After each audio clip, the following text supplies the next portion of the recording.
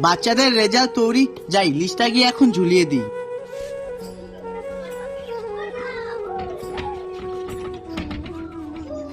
রিজু, কিছুক্ষণ পরে তো রেজাল্ট। আমি যদি রেজাল্ট খারাপ করি তাহলে আমার বাবা খুব মারবে।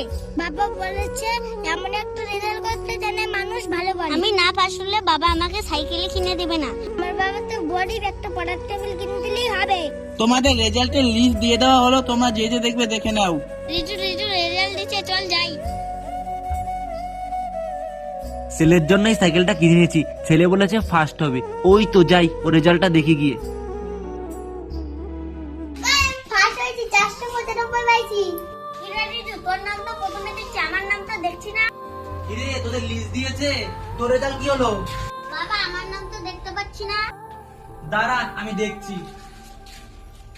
ও রিজু, তুই ফার্স্ট হয়েছিস, দেখছিস? ও ভালো রেজাল্ট করেছে এবার।